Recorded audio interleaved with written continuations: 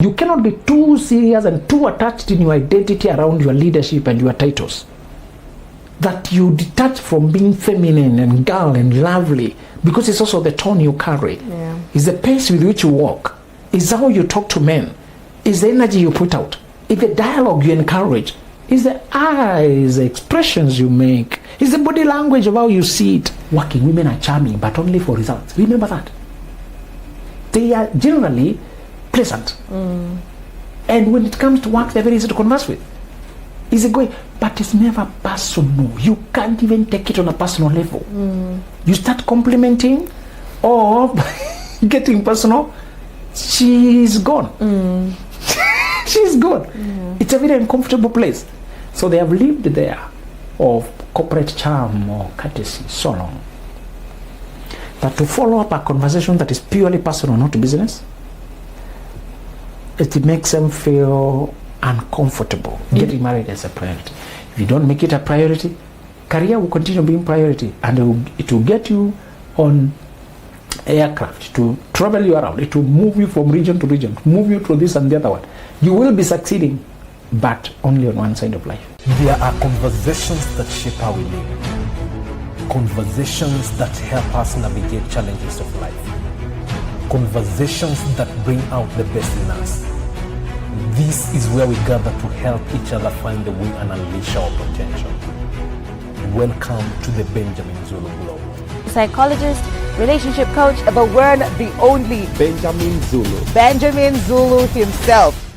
Ladies and gentlemen, tonight we unpack what happens when a woman is strong but still is unfulfilled. What happens to that particular woman? That's a conversation we're having tonight, and of course we'd like to get your feedback and your thoughts on the same. I'm your host, Janik, and we start off by just defining a strong woman, because sometimes she feels like she has it all together, and we all have our definition of a strong woman, but maybe we start off by a simple definition of a strong woman. In this context, we just mean a woman who is financially accomplished, who has built a career, who has leadership, who has honor and a presence, who has created a life that is respectable. All right. So we want to show why that success does not always translate to emotional satisfaction. The first problem is that success solves survival, not connection. It makes her significant, gives her financial self-reliance. Many of them are coming from deprivation, places where there was no financial provision. Or she wanted a lifestyle she could not get, she could not be given by anybody else. She climbed up to give it to herself. So the shock is that she has succeeded all her life. But she begins to face the first failure at finding love. That's what confuses her, because she has always set goals and achieved them. Yeah. But this one goal of love is the confusing one, because it has an outsourced element.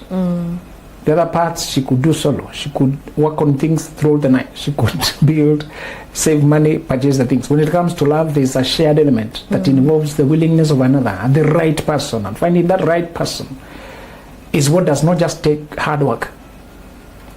So this is the first place where hard work does not work. Yeah. This is one place where she cannot give herself what she wants. It will come from somebody else, and is finding that somebody else and discerning and filtering that is the hard part. So number one is that she has succeeded at creating financial life, but when it comes to emotional healthy connection, the matrix is different. And the second problem is that strength built in survival mode does not switch off easily, because she built this strength to survive. Right. It is not easy to turn it off. So she remains in charge, on top, over-functioning, hyper-vigilant, guarded, suppressed emotions. We want results, not feelings. We want outcomes. We want to see progress. We don't want to get sentimental. She suppresses the sentiment to get the outcome, to get the results. So she has functioned that way for so long. It's not easy to turn it down and be soft. Dating is like dancing. It needs you to relax and enjoy the rhythm. for a man to take your hand and lead the dance. You follow the steps. The energy of dating and dancing is very different from the energy of survival. The energy of survival is like work, war, work and war. There are swords, goals, high stakes. There is sweat, there is blood, there is fight, there is force. If you have lived in work and war, to come to dance and dating and everything, it's a different space. That's why many of them never they never come down to marry or date correctly. It needs to put out that war armor, and it's too vulnerable. Many successful women remain guarded and alone. They are wishful about marriage, but they're not prepared. The farthest they can go is to venture a weak man to entertain themselves for a moment. A man who will not demand anything. Either very young, you've seen that in our society, or just a man who's lifeless, who's nowhere, who she brings to his house, to her house, and kicks out when she's done.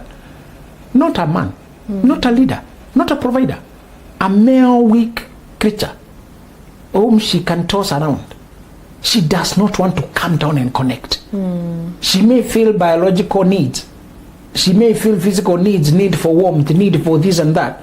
And she has loose attachments with men for a moment, but it's only a type of men whom she can kick out when she wants.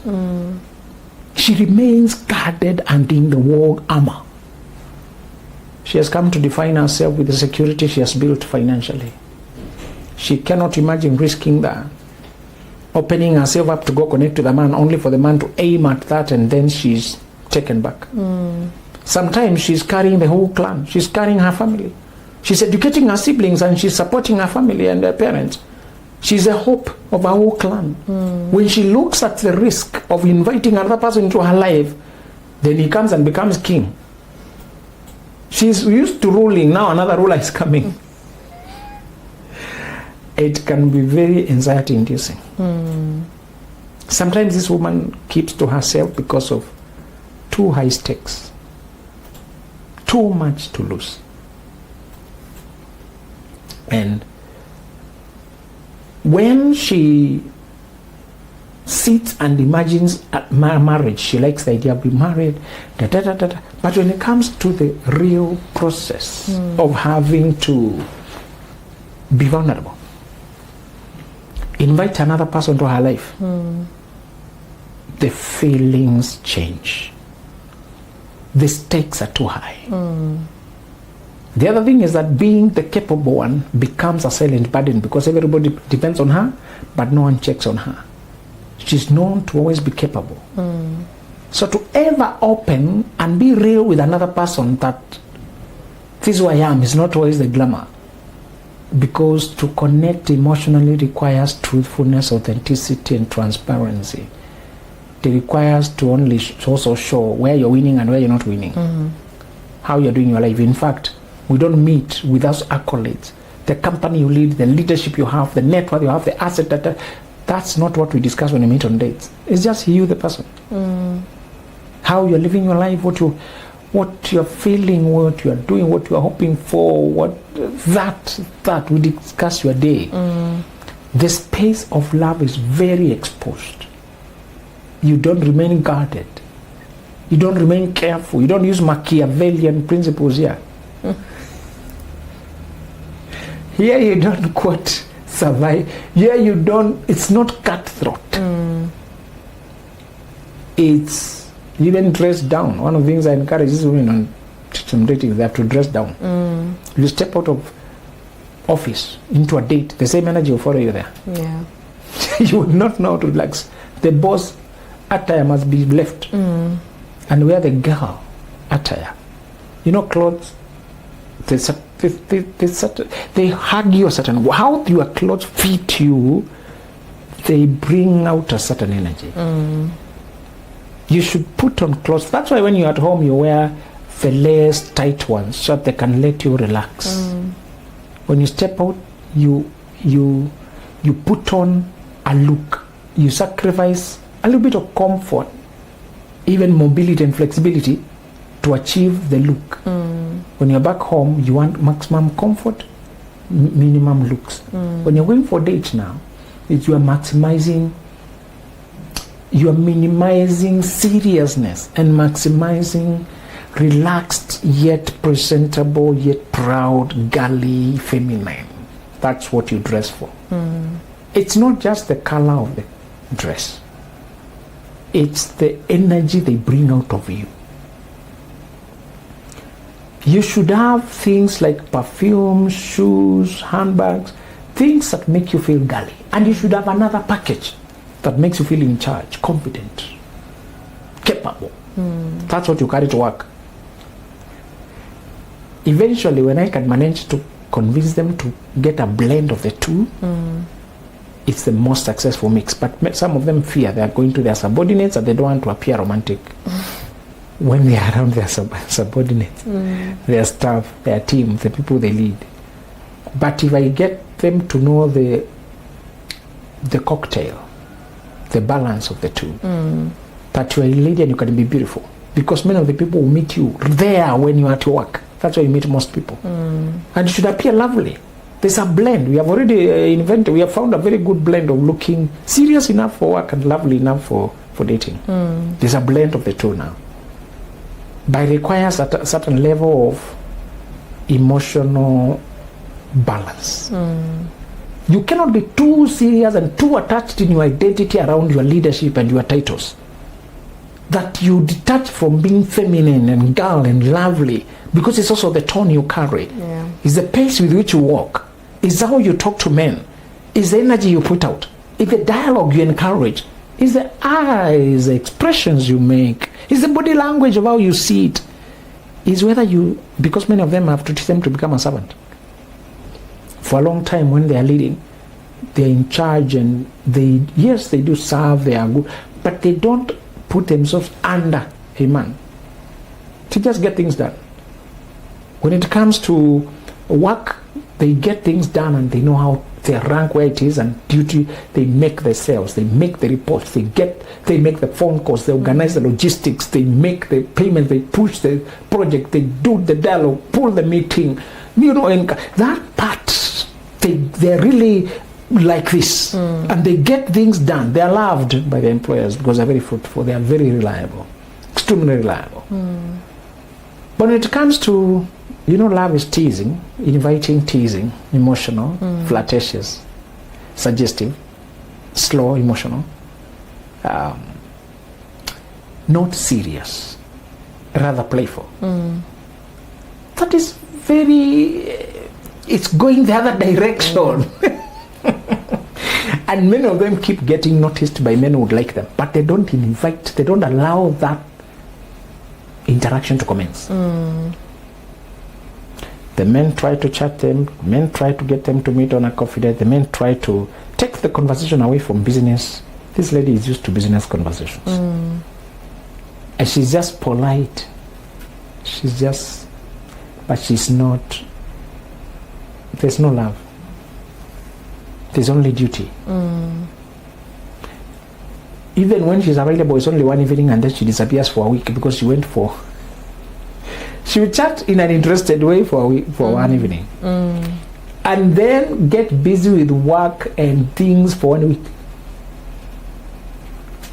So when I teach them, I usually manage, I try to put, first of all, I teach them the two dichotomous lives.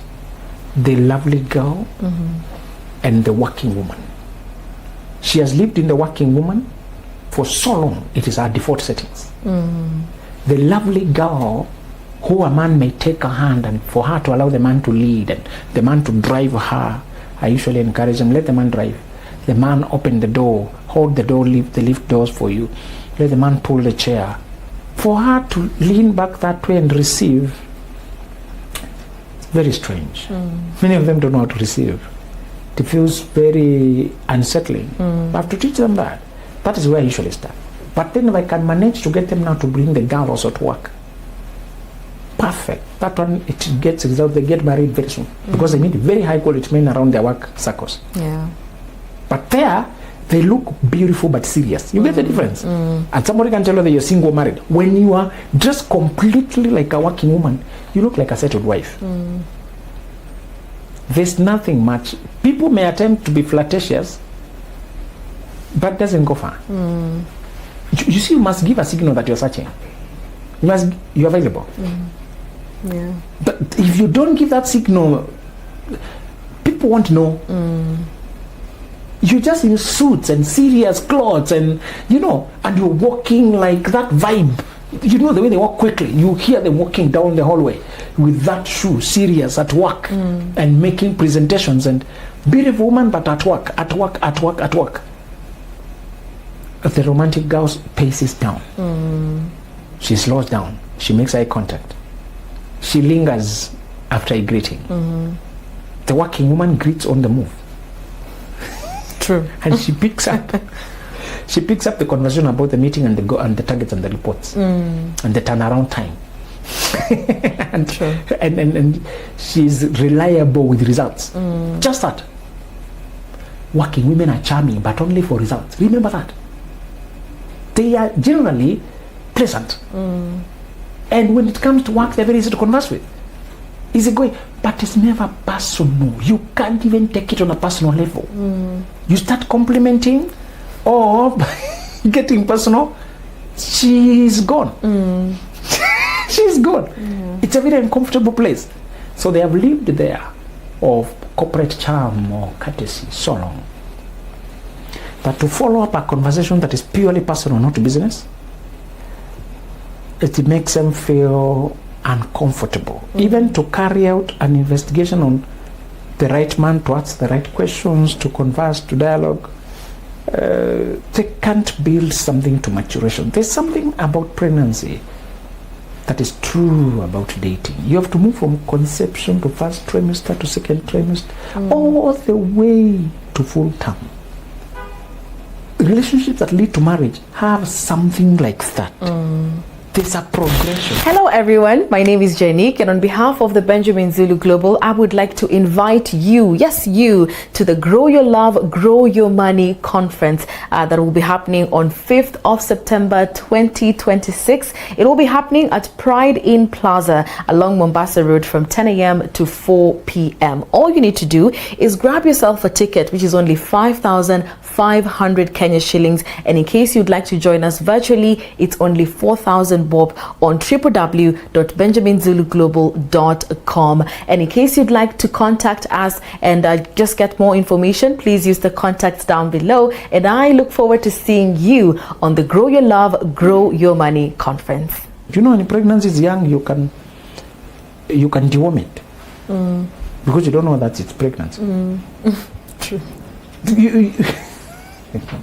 Women lose pregnancies before they even know that they were pregnant. They just feel stomach upset, some bloating. This bloating, give me that dewormer. When things are young, they don't look like it. Actually, the first trimester is delicate because the woman has to accept, has to register. Not to stop taking these strong coffees, coke every day. There are things you're being taking, and now the pregnancy say no. You start watching what. You're on the way to buy. Oh, okay. I'm supposed to be pregnant.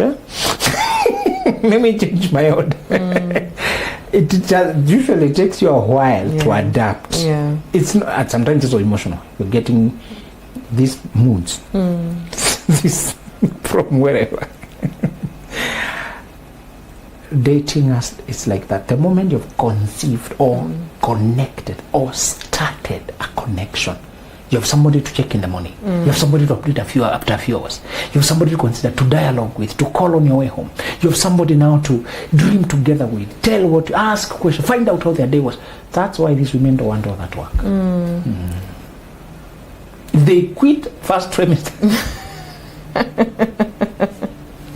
They need to create room in their life for this thing. And it's quite strange. Many of them also don't know what is the full term.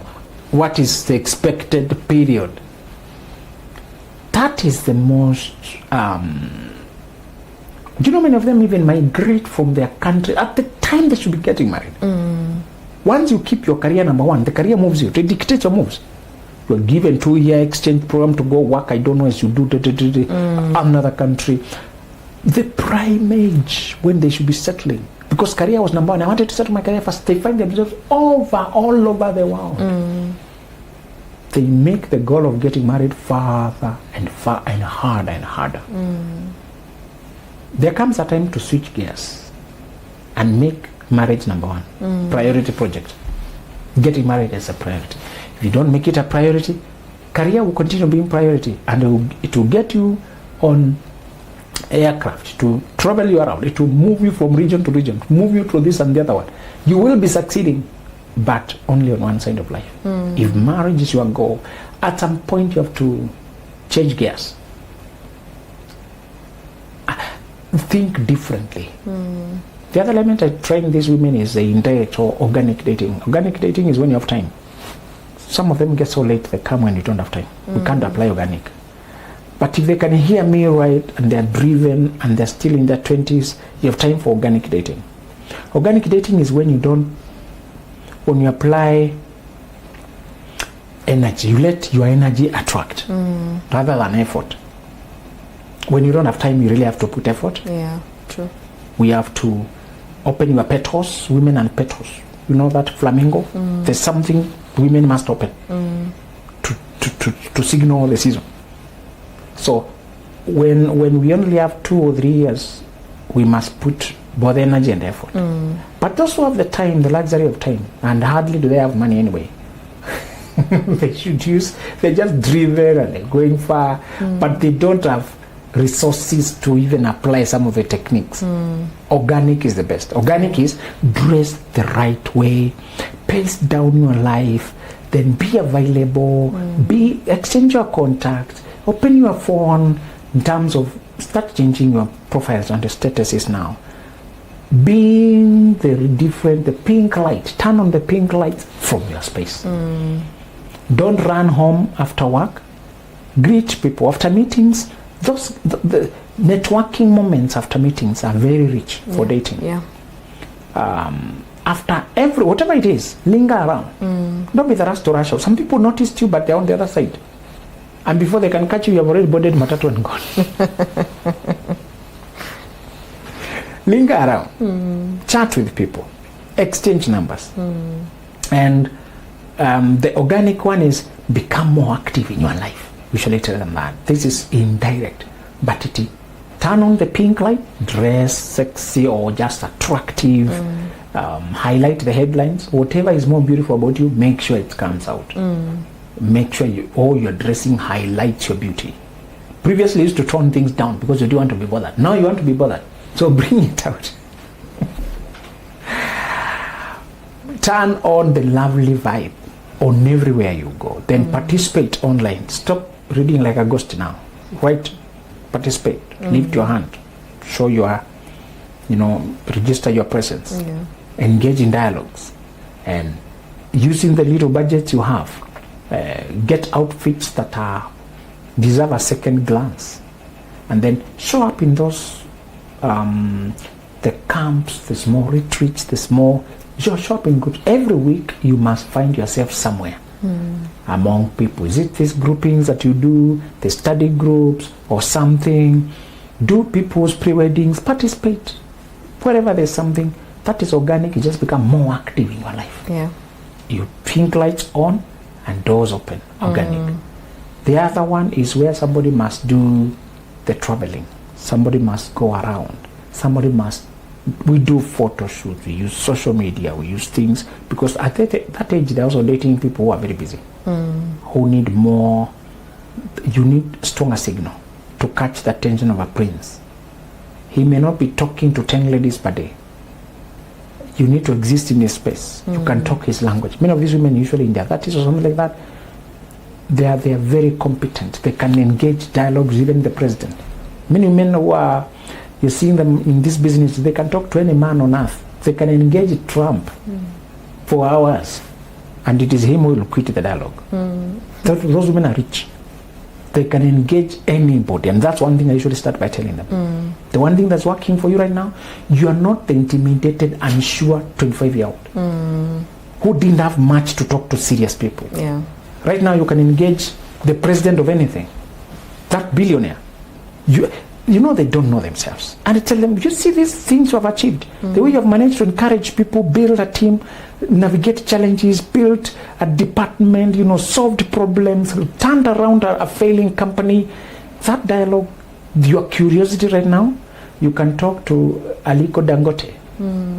And he will find you so insightful and deep. He wants you to advise his daughter, for example. Those billionaires, they like the energy. I saw one girl went to present in that Shark Tank, that investment. And the man who invested said, I want us to sign a deal. I'll give you the money you want, but I want you to mentor my two daughters. I want them to think like you. The billionaire has a place he cannot scratch himself. You can scratch him. That's one thing I begin by telling these girls. The princes you want to marry are in well-to-do homes, well-to-do lives. You have what it takes to enter those homes. Yeah. You have direction. You have depth. You have created yourself. You have confidence. You have dialogue. You have the honor. You can make a man feel like a man. You can listen. You can trigger a man to teach you. You are so hungry. That is what takes men to talk endlessly. I tell these girls, don't take what people call you successful, high-performing, high-flying women. Don't attach power to it. Honestly, when I look at you, I don't see power in that sense of competition. I see relevance. I see depth. I see relatability. I see how you can talk to any culture. These women have sold things to people they don't share religion. They have convinced investors from people across other culture. These girls are so rich, they just don't know it. They don't know that whether that matters in dating. I tell them, that's what matters. The man who will marry is a prince of his own. And the questions you ask are very deep and insightful. The things you're interested in, and how you pick his intelligence, how you pick what he emphasizes, how you pick feelings, how you pick nuance. I tell them, just bring that empathy and that hunger, that understanding to the date. The man will tell you he has felt something else, and they usually confirm it. They say the man feels like there's something he can't explain beyond physical beauty. You're physically beautiful, but you bring out something in him he has no language for. What is that? Deep calls to deep. You are a builder. That's a builder. You know how builders talk. You know how risk. Actually, one rule for the wealthy when they go dating, we give them only one instruction. Never date a person who has less to lose than you. Always date, endanger your life with people who have as much risk level as you. Okay? Yeah. If you start, these ogre movies have made people think the rich prince can go to the poor village and fall in love with the girl there. I don't know, she was a maid in their house, he decided to marry her. Thing is going good for movie. Good for what? For movie. Not for life. Because that girl has no risk. Marry people have risk. That's why you see them marrying from other wealthy families. True. They know about risk. They know about reputation. They know about, you can disappear into that village and you are abducted. Then we are told to give all our money for you to be rescued. What shall we do?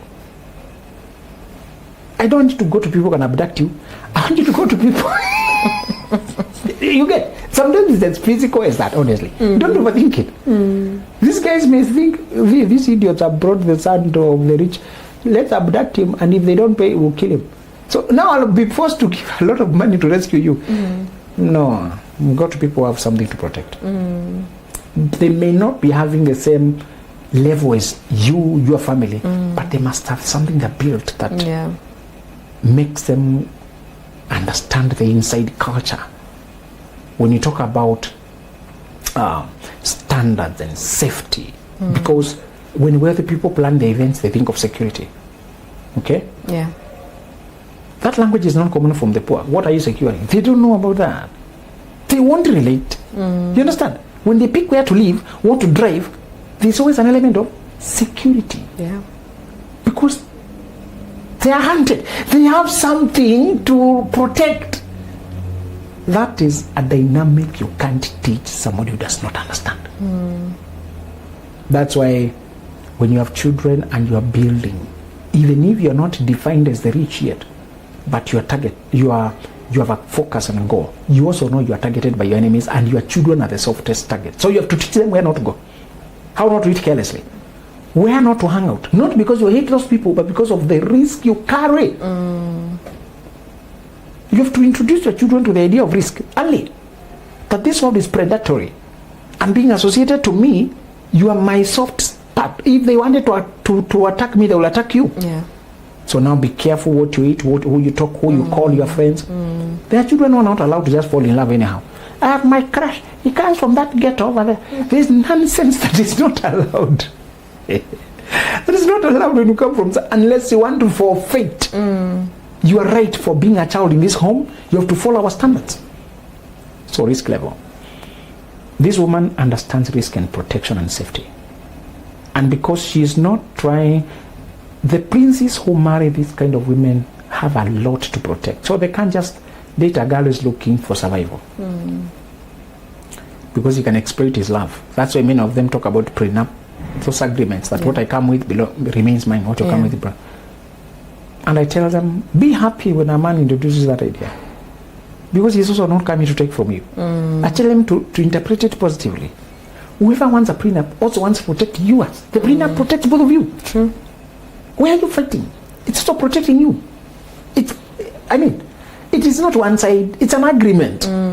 Not only for me, but also for you. Yeah. And I had to teach these young ones that unless you don't want to deal with other people, unless you are committed to forever remain poor, get familiar with the prenups and things that concern security. They are no more here. They're no more. Why should you endanger families 40 years of work in the name of marriage?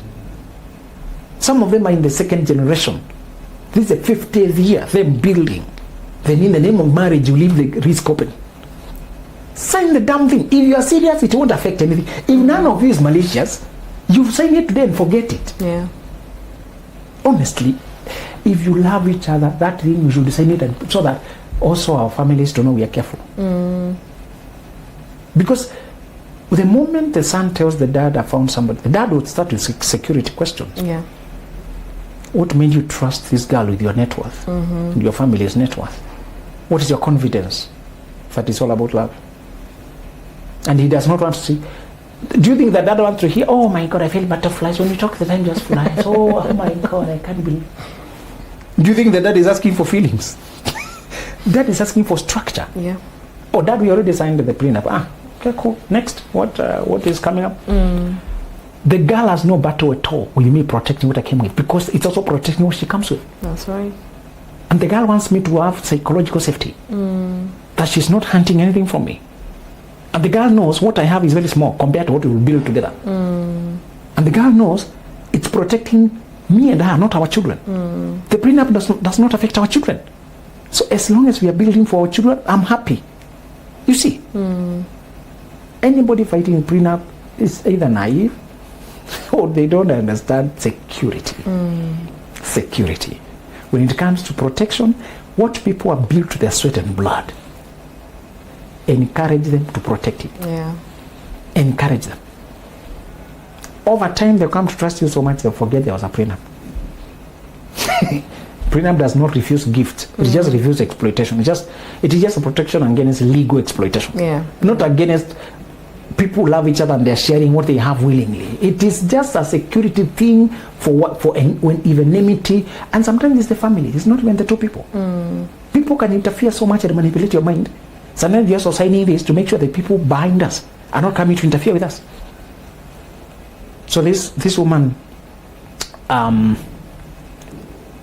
wonders whether she can find a person who understands that level. And I usually tell them to put their best foot forward, that they understand structures of abundance, that they understand succession, they understand expansion, and that they understand high stakes. There are conversations that shape how we live. Conversations that help us navigate challenges of life. Conversations that bring out the best in us. This is where we gather to help each other find the way and unleash our potential. Welcome to the